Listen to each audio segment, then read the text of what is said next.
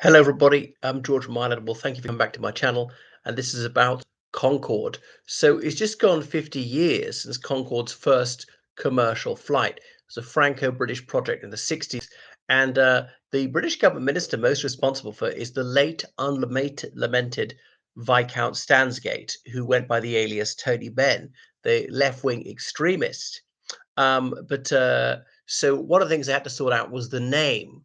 Concord as in agreement in Latin, but was it going to be the French spelling with an E on the end or the British spelling without? And then as a sop to the French is agreed to be with an E on the end in both languages. So Air France and British Airways used it. I'm not sure if any other airlines used it. Primarily those two, as mostly for transatlantic flights, London to New York, Paris to New York.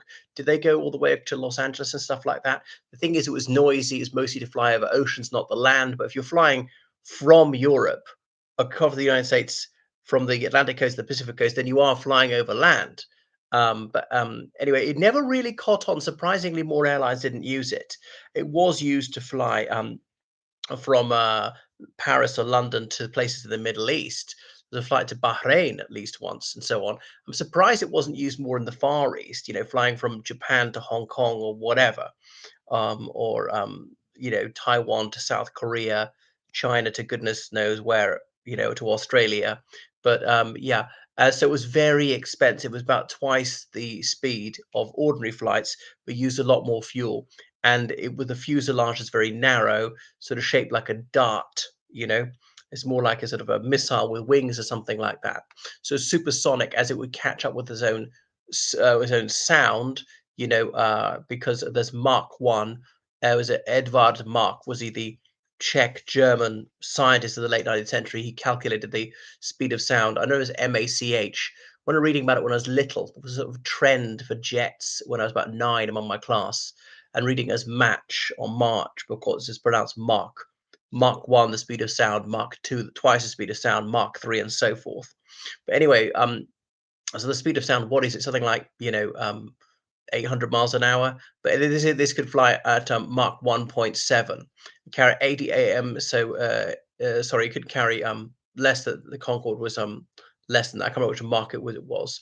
Um, the sonic boomers have broke the sound barrier. I remember about 30 years ago being in Cork one afternoon, hearing a boom from the sky, and our neighbour said, "Well, that is a Concorde breaking the sound barrier." So from Heathrow, it took till it was over County Cork before it did that, and then on. So it cut the flying time from London to New York from 7 hours to about 3.5. I mean, a lot of that time was just the taking off of the landing. The actual maximum speed was much faster than on the ground. So there were test flights way back in 1969 from Toulouse to Bristol, bizarrely, but both by a French pilot and co-pilot. The commercial flight not till 7 years later, on 21st of January. So they began the two scheduled flights. Air France flew to Dakar and on to Rio de Janeiro from Paris Charles de Gaulle. Charles de Gaulle was a very new airport then, named in honor of President Charles de Gaulle, who retired in 1969, died in 1970. I remember the old Charles de Gaulle where it was meant to be space age and the little satellite features and stuff like that. It's still a fabulous airport. And then from London Heathrow to Bahrain in the Middle East, that's when oil was really taking off. But Bahrain, even remember it in the late 80s. But Bahrain in the 70s, my goodness, must have been not terribly developed. But anyway, so it was beloved of the jet setters and stuff. And there was that 1980, was it 1984 or whatever, 85, Live Aid, that concert. So concerts in was it Philadelphia, New York, Paris, Rome, loads of places for the Ethiopian famine, Feed the World, that July. And somebody performed in the concert in the United States, and I can't remember what. And then he flew on Concorde to London to perform in the same concert in London. How did he manage to do it? Because it's only 3.5 hour flight, and obviously the concert went on for like 8 hours. Okay, so what else? It burnt an awful lot of fuel, so it was really bad for the environment. And the oil shock in 1973, it sent oil prices up, but they were going ahead with the project. They had to go ahead with it anyway, not to scrap it. That's when the Arab countries were fed up after the Yom Kippur War of Western countries selling arms to Israel. They just stopped oil production for a few months, and oil prices quadrupled. So they could hit Western countries where it hurt in the wallet. So people were freewheeling in Ireland, trying to use as little petrol as possible because it's so expensive. And they weren't into buying. Western countries weren't into buying petrol or oil from where was it? The Soviet Union so much. That's mostly Azerbaijan, Kazakhstan, as well as Russia. Just think where else is producing oil in large amounts that it didn't used to, or Indonesia and so forth, or even Australia had very little oil. Republic of Ireland, we just found gas off old Hedekin Sale, but it wasn't commercially viable to exploit. The last 20 years, it has become so. All right. So, what else? And perhaps surprisingly, how has it gone backwards?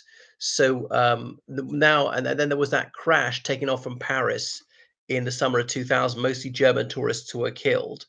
But it's still that they looked at the plane, they tried to make it safer, but it's a very, very safe plane. It's the only crash they ever had, so far as I know. And there was this overreaction to it. It began flying in 2001. After 9/11, that hurt passenger numbers, never really recovered. They discontinued the aircraft. So it had a commercial career of not even 30 years, surprisingly. Technology went backwards, which has to go back to things that were slower. But there is a new supersonic aircraft which is coming out. Okay, so they're thinking calling it Overture as an opening in French.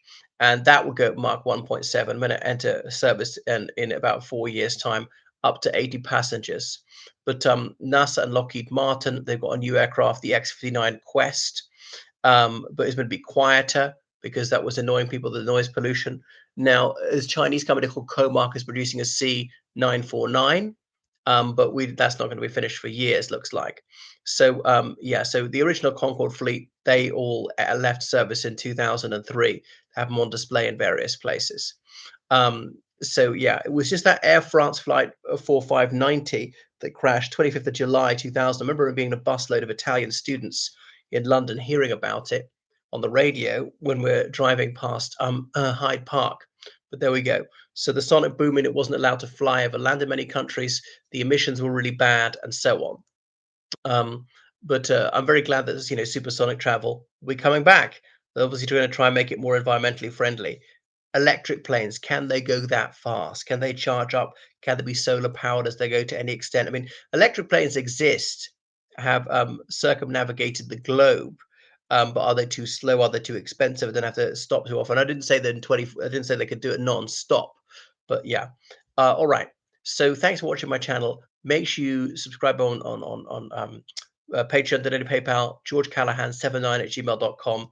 I've never been on Concorde. I'd like to. It's about 3 times the price of ordinary tickets. People willing to pay a premium to go so much faster. Goodbye.